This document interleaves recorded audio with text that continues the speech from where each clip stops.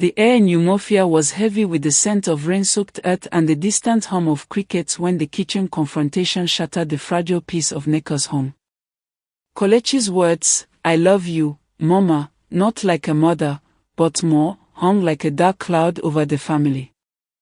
Nneka's heart pounded as she stumbled back, her wrapper slipping slightly in her panic. Welcome to Zoe's Ancestral African Folktales, a place where ancient wisdom, magic, and storytelling come alive. Don't forget to like, subscribe, and hit the bell so you never miss a tale from our ancestors.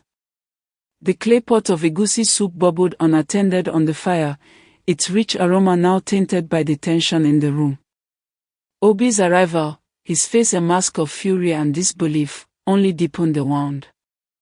"This is your fault, Nneka," he roared, his voice echoing off the mud walls. "I warned you over and over, but you refused to listen. Look at what you've done to him, to us." Nneka sat on a low wooden stool, her hands trembling as she clutched her head tie. Guilt washed over her like the floods that swept the village during the rainy season.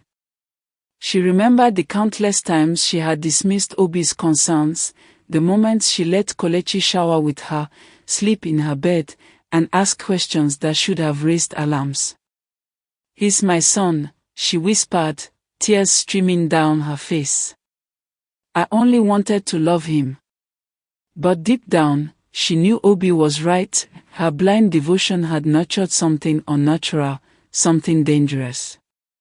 The next morning, as the roosters crowed and the village awoke to the rhythm of daily chores, Nneka called her mother, Mama Ngozi, in desperation. Her voice cracked as she recounted the incident over the phone, the words stumbling out between sobs. Mama Ngozi, a woman whose wisdom was as deep as the roots of the Iroko tree, arrived by noon, her weathered face etched with concern. She sat Nneka down under the shade of the mango tree in the compound, where children usually played but now stood empty, as if sensing the family's turmoil. "Nneka, my daughter," Mama Ngozi began, her voice steady but firm, "what is this I hear? You have let this boy cross lines that no son should cross. Do you not know the proverb, 'A river that forgets its source dries up'? You are spoiling Kelechi, and it will bring calamity." She recounted tales of children in their village who, spoiled by unchecked love, grew into monsters who defied the gods and their families. Nneka shook her head, still clinging to denial. "Mama, he's just confused. He loves me too much, that's all."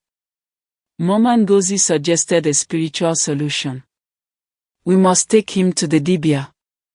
This is not just a matter of the heart, the spirits may be at play." Obi, overhearing from the veranda, protested. "No, Mama. This boy needs a doctor in the town, not charms and chants. Therapy will help him." But Mama Ngozi insisted, her eyes glinting with the weight of tradition. "The mind may be sick, but the spirit can be bound. We must try both." Reluctantly, they agreed to visit Dibia Okeke, a revered healer whose shrine was hidden deep in the forest, surrounded by ancient trees draped in red and white cloths. The family set out at dawn, Kelechi sullen and silent, his eyes darting between his parents. The path was narrow, lined with ferns and the calls of unseen birds. At the shrine, the air was thick with the scent of burning herbs and palm oil. Dibia Okeke, his face painted with white chalk and adorned with cowrie shells, studied Kelechi with piercing eyes. "This child is cursed," he declared after consulting the oracle, tossing cowries onto a wooden tray. "His spirit is tied too tightly to his mother's. It is unnatural.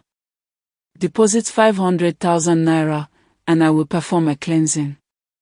Nneka, desperate, transferred the money immediately, her fingers trembling as she used her phone. The dibia began the ritual, chanting in a deep voice, invoking Chukwu, the great creator, and the ancestors. He sprinkled Kelechi with water mixed with herbs, the droplets glistening like stars on his skin. But Kelechi's anger boiled over. "You think this will stop me?" he shouted, grabbing the Dibia's ritual staff and snapping it in two. The shrine attendants, strong village youths, rushed in, restraining him as he thrashed like a trapped animal. Nneka wept, her heart torn between love and fear. The failed ritual marked a turning point. Kelechi's behavior grew darker, his eyes carrying a storm that no one could calm. The village whispered of spirits gone rogue, of a mother's love twisted by unseen forces. But Nneka wasn't ready to give up on her son, even as the shadows of her mistakes loomed larger. The failure at Dibia Okeke's shrine did not deter Nneka. She and Mama Ngozi, driven by desperation, sought other spiritual leaders across Umuofia and beyond. They visited pastors in the nearby town, their churches filled with the sound of clapping hands and fervent prayers. One pastor, a fiery man named Pastor Chokuma, declared Kelechi possessed by a marine spirit, demanding another large sum for deliverance oil. Nneka paid, her savings dwindling, but Kelechi only grew more defiant, mocking the pastor mid-prayer and storming out, tearing the man's white robe in a fit of rage. Each failed attempt deepened Kelechi's resentment. He began moving his belongings, his clothes, books, and carved toys, into Nneka's room, insisting on staying there even when Obi was home. "My son, why are you doing this?" Nneka pleaded one evening, her voice breaking as she stood by the door, watching him arrange his mat beside her bed. "I'm your mother. You cannot have me. It's an abomination before the gods and men." Kelechi's eyes burned with a strange fire. "Mama, if I don't have you, no one will. The more you drag me to these churches and dibias, the more my hatred grows. Don't make me hate you." His words cut like a machete, leaving Nneka speechless. She sank onto the bed, her mind racing with memories of his innocent smiles, the baths they shared, the nights she held him close. "If I had known," she whispered to herself, "I wouldn't have exposed my body to him. I wouldn't have showered with him or undressed in front. I should have drawn lines. I thought I was doing good. Oh, Choku, save my son." That night, sleep eluded her. She lay awake, staring at the thatched roof, her thoughts a whirlwind of regret. She considered sending Kelechi to a boarding school in Onitsha, where discipline was strict and the city's bustle might distract him. But she knew he would resist, perhaps violently. The village women, during their meetings at the stream, whispered about her predicament, some pitying, others judging. "A child tied too tightly to his mother's wrapper will strangle her," one elder woman said, shaking her head. Obi, meanwhile, grew distant. He spent more time at the farm, returning late with exhaustion etched into his face.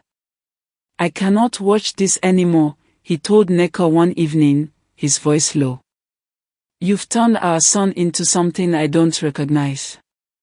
His words stung, but Nneka clung to hope, praying nightly at the small shrine in their compound, offering kola nuts and pleading with the ancestors for guidance. But hope turned to horror one moonless night. Nneka was alone in her room, folding wrappers, when Kelechi entered, his eyes wild. Before she could speak, he lunged, trying to force himself on her, his strength overpowering. "You're mine, Mama," he whispered, his voice a chilling mix of love and madness. Nneka screamed, pushing him away with all her might, her wrapper tearing in the struggle. She ran out into the compound, her cries piercing the night. By the grace of the gods, Obi arrived just then, returning from a late meeting with the farmers' council. He tackled Kelechi, pinning him to the ground as neighbors gathered, drawn by the commotion. Obi called the village vigilantes, who doubled as local security. They arrived with torches, binding Kelechi's hands with rope and taking him to the police outpost in the nearby town. As they dragged him away, Kelechi's eyes locked onto Neka's, filled with betrayal and rage. Neka collapsed, sobbing, as the weight of her mistakes crushed her spirit. The villagers dispersed, their whispers carrying the weight of an unfolding tragedy. The sight of Kelechi in the police cell, his shirt torn and his face sullen, broke Neka's heart. The cell was a small, damp room with a single barred window, smelling of sweat and despair. She visited the next day, unable to sleep, her mind replaying every moment she had indulged him. "My son," she said through the bars, tears streaming, "I'm sorry for everything. It's my fault. I should have raised you better. Please find a place in your heart to forgive me." Kelechi looked up, his expression softening for a moment. "Mama, it's enough. I still love you, despite everything. But it's unfortunate you don't feel the same. I learned to live like this. Let's go home." Against Obi's wishes, Neka bailed him out, paying a hefty sum to the officer, who warned her, "Madam, this boy is trouble. Be careful." The drive home was silent, the dusty road stretching endlessly before them. Kelechi sat in the back, staring out the window, his mind plotting. "I won't back down," he thought. "They'll see." Back in Umuofia, Kelechi summoned his parents to the living area, where the wooden table held a bowl of kola nuts, a symbol of peace. "Mama, Papa," he began, his voice steady, "I'm sorry for everything. It just dawned on me how wrong I was. How could I think of such with my own mother? It's not done anywhere. Please forgive me." Neka's eyes welled up, she rushed to hug him, her heart swelling with hope. "Oh, my son, Chukwu has heard my prayers. I knew you'd change." Kelechi flinched slightly but returned the embrace, forcing a smile.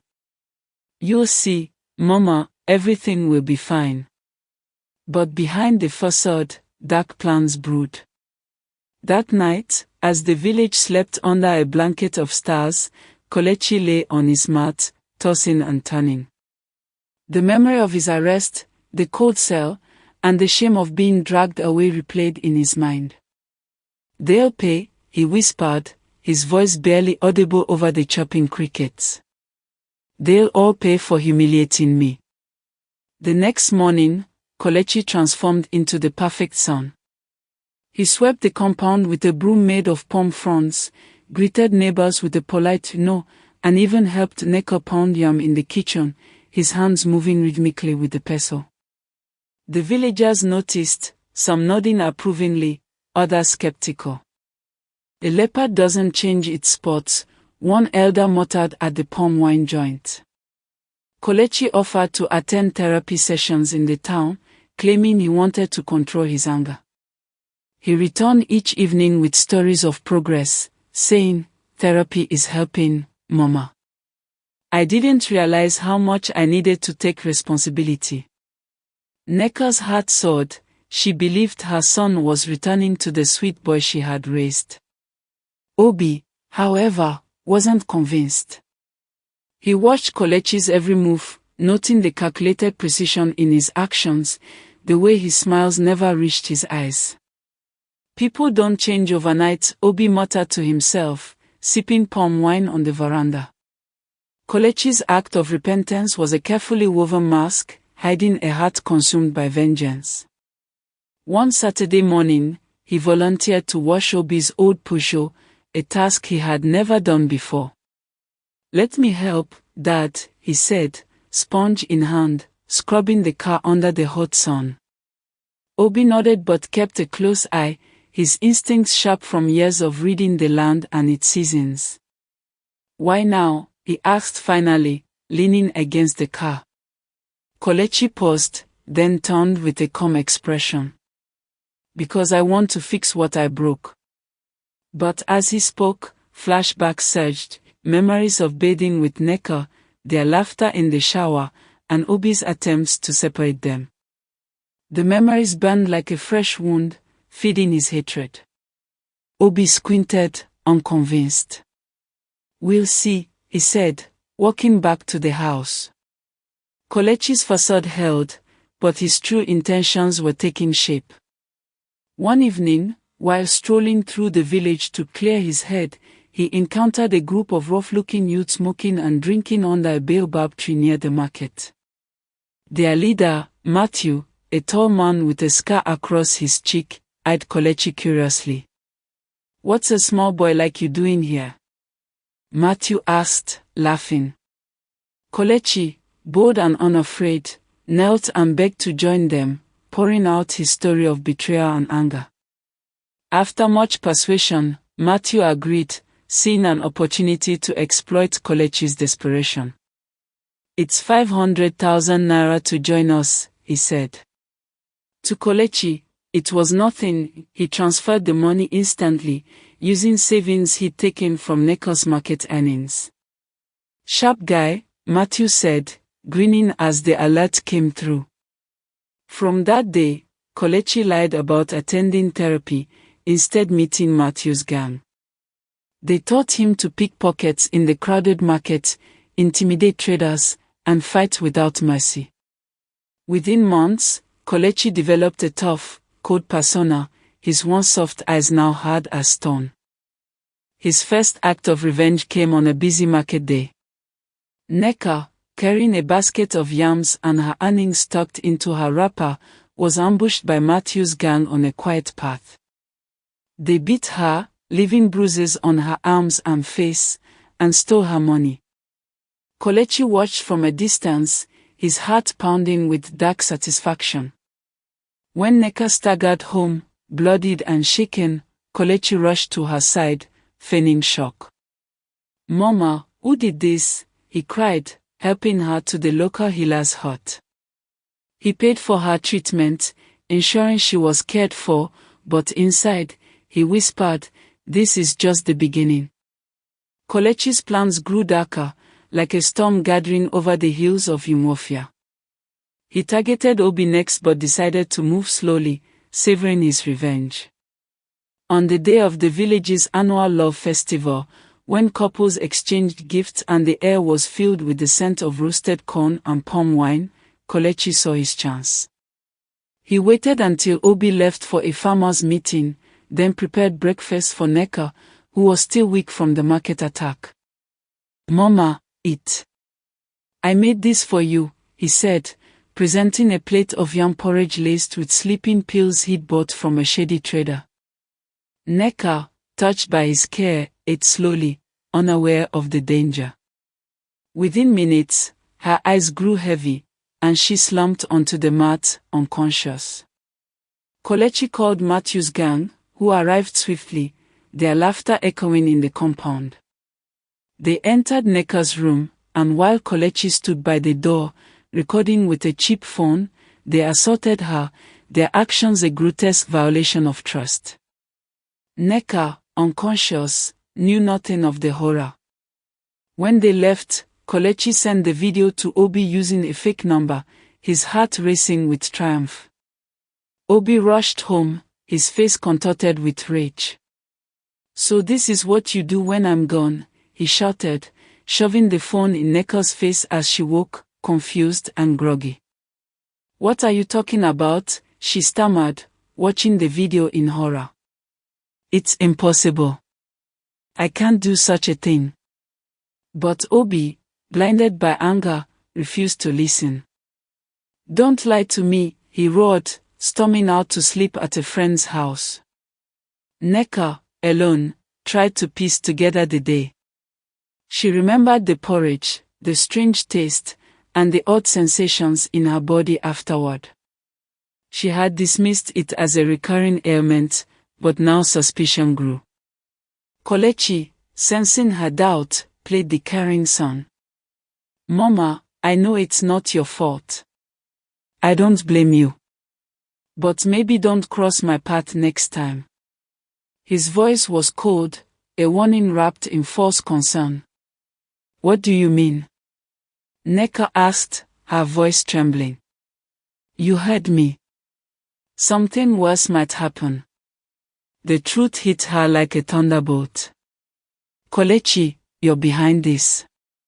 Tears streamed down her face as he confessed. Yes, Mama. I planned the market attack too. You chose Dad over me, watched me rot in a cell. I'll never forgive you. I thought you changed, she sobbed. It was all a game, he replied, his smile chilling. This meal you ate today? It will be your last. Neka, terrified, dialed Obi, begging him to return. As pain gripped her stomach, Kelechi pinned her to the bed, his strength overwhelming. She screamed, but the compound was empty, the festival sounds drowning her cries. After a brutal struggle, Neka's body went limp, her life slipping away. Kelechi stood over her, triumphant, his mission half complete. Thanks for watching Zoe's Ancestral African Folktales, where the wisdom of our ancestors lives on. If you enjoyed this story, drop a like, leave a comment with your favorite part, and share it with someone who loves great tales. And don't forget to subscribe so you never miss the next journey into African folklore.